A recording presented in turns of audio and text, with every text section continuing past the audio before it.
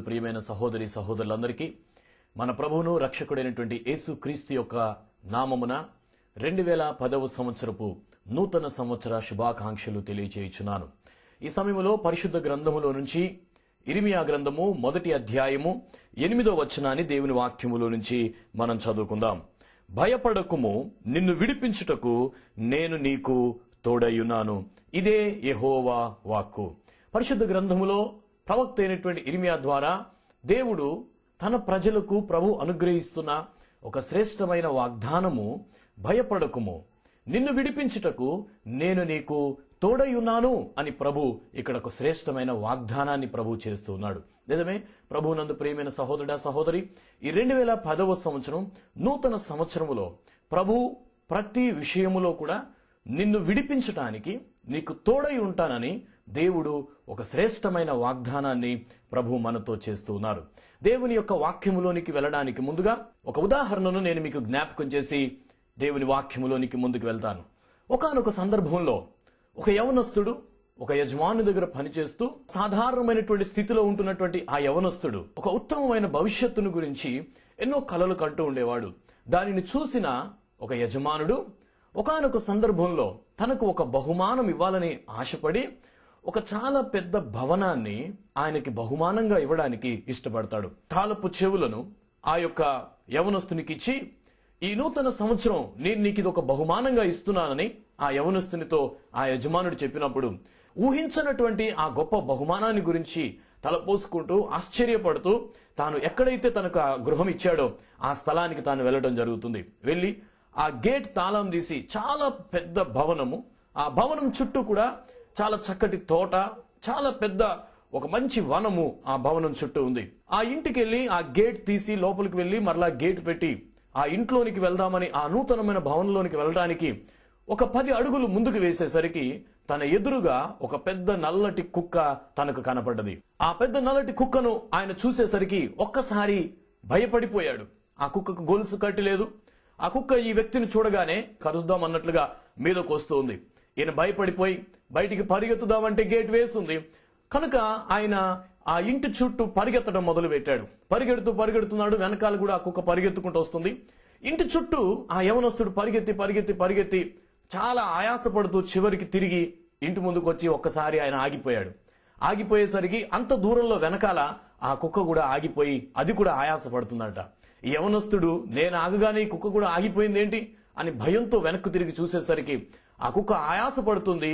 ఆ కుక్క నోరు తెరిచి ఆయాసపడుతున్నప్పుడు ఆ కుక్కను చూసేసరికి ఇతనిని కరవడానికి అవసరమైన పళ్ళు ఆ కుక్కకు లేవు. అంటే అది కరవలేదు. అప్పుడు ఆ కరవలేని కుక్కను చూసిన యవనస్తుడు ఒక్కసారి ఆశ్చర్యపోయాడు. అయ్యో, ఇంతసేపు నేను భయపడి నూతనంగా ఇచ్చిన ఈ భవనం చుట్టూ ఇంతసేపు నేను పరిగెత్తానే అని. ఎందుకు ఈ ఉదాహరణ నేను మీకు జ్ఞాపకం చేస్తున్నానంటే, మనిషిని జీవితంలో భయం అనేది అనేక విషయాలకు దూరంగా ఉంచుతుంది. భయం అనేది ఒక వ్యక్తి జీవితంలో తనకు దేవుడు ఇచ్చిన ఒక నూతనమైన స్థితిని అనుభవించకుండా చేస్తుంది. ఈ 2010వ సంవత్సరాన్ని దేవుడు నీకు నాకు ఈ కార్యక్రమాన్ని వీక్షిస్తున్న మనందరికీ ప్రభు ఒక బహుమానంగా ఇచ్చారు. అయితే భయము చేత నీవు ఆందోళన చెందుతున్న స్థితిలో నీవు ఉన్నావేమో. ఒకసారి ప్రభు నీతో మాట్లాడుతున్న విషయం ఏంటంటే, భయపడకుము, నిన్ను విడిపించుటకు నేను నీకు తోడయ్యున్నాను అని దేవుడు వాగ్దానం చేస్తున్నాడు. సహజంగా ఒక మనుష్యుడు జన్మించడానికి ముందు తల్లిదండ్రులు ఎంతో భయపడతారు, పిల్లలు ఎలా పుడతారో అని. ఒక బిడ్డ జన్మించిన తరువాత ఆ చంటి బిడ్డ ఎక్కడ పడిపోతాడో అన్న భయం, తీవ్రమైన శబ్దాలు వచ్చినప్పుడు దానికి సంబంధించిన భయం, ఒక బిడ్డ పుట్టగానే భయం ఆ వ్యక్తిని వెంబడిస్తూ ఉంటుంది. ఆ తర్వాత కొంత పెద్దగా అయిన తర్వాత ఒకానొక దినాన ఒక సైకాలజికల్ కాలేజీలో ఒక 500 మంది విద్యార్థులను ఏ విషయాలకు మీరు భయపడుతున్నారు అని వారిని అడిగినప్పుడు వారు ఇచ్చిన లిస్ట్ సుమారుగా 7,000 కారణాలు వారు చూపించారట. నిజమే, మనిషిని యొక్క భయానికి అంతులేదు. ఉన్నతమైన వారు, గొప్పవారుగా పిలువబడుతున్న వారు, దారిద్రతలో ఉన్నవారు, ప్రపంచంలో ప్రతి ఒక్క వ్యక్తి కూడా భయానికి గురవుతున్నటువంటి పరిస్థితులు ఈ లోకంలో మనం చూస్తున్నాం. భయం అనేది ఏ ఒక్క మనిషినికి కూడా మినహాయింపు లేదు. సమస్త మనుషులు ఏదో ఒక రకమైన భయము చేత పీడించబడుతున్నారు.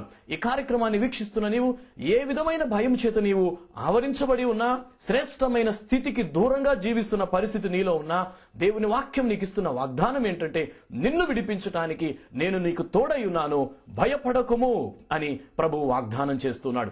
పరిశుద్ధ గ్రంథములో ఆదాము దేవునికి విరోధంగా పాపం చేసి దేవుని ఆజ్ఞను అతిక్రమించి ఏదెను తోటలో ఒక చెట్టు చాటును దాచుకున్నాడు. ఆదికాండం 3వ అధ్యాయం 10వ వచనంలో దేవుడు ఆదాముతో మాట్లాడినప్పుడు ఆదాము భయపడెను అని దేవుని వాక్యంలో రాయబడుతుంది.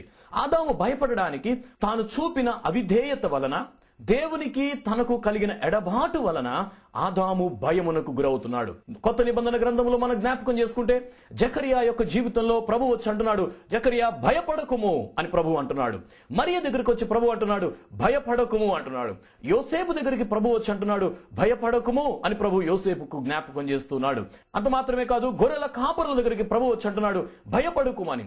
ప్రభు అయినటువంటి యేసుక్రీస్తు తన శిష్యులతో మాట్లాడుతున్నప్పుడు తరచుగా వారికి చెప్పినటువంటి మాట ఏంటంటే, భయపడవద్దు, భయపడవద్దు, భయపడవద్దు. పరిశుద్ధ గ్రంథములో ఉన్నటువంటి ఆజ్ఞలలో నరహత్య చేయవద్దు, దొంగిలించవద్దు, అబద్ధమాడవద్దు, వ్యభిచరించవద్దు, ఇలా ప్రభువు చెప్పిన ఆజ్ఞలన్నిటిలో వద్దు వద్దు వద్దు అని చెప్పిన వాటిల్లో ఎక్కువ సార్లు దేవుడు వద్దు అని చెప్పింది భయపడవద్దు అని ప్రభువు చెప్తున్నాడు. ఒక మనుషుడు ఒక తప్పిదం చేసినప్పుడు, అనగా ఒక నరహత్యో, ఒక దొంగతనమో, ఒక వ్యభిచారమో, లేక ఒక అబద్ధమో ఆడినప్పుడు ఆ తర్వాత తన పాపము నిమిత్తమే ఒప్పించబడతాడు. కానీ ఒక భయపడిన వ్యక్తి ఇది నా బలహీనత అని తనలో తాను అనుకొని తన భయాన్ని బట్టి తాను దేవుని దగ్గర ఒప్పుకోకుండా తన భయమును తన జీవితాంతము కొనసాగిస్తుంటాడు. కానీ భయం అనేది పాపము యొక్క ఫలితము. భయం అనేది పాపము మూలముగా ఆదాములోనికి ప్రవేశించింది. నీ జీవితంలో దేవుని యొక్క వాక్యం జ్ఞాపకం చేస్తున్న విషయం ఏంటంటే, భయపడకము, ధైర్యము కలిగి ఉండాలని ప్రభు ఒక వాక్యం సెలవిస్తా ఉంది. ధైర్యము కలిగి ఉండాలని ప్రభు మనకు జ్ఞాపకం చేస్తున్నాడు. మోషేతో దేవుడు చెప్తున్న మాట ఏంటంటే, ధైర్యము కలిగి ఉండుము అని ప్రభు అంటున్నాడు.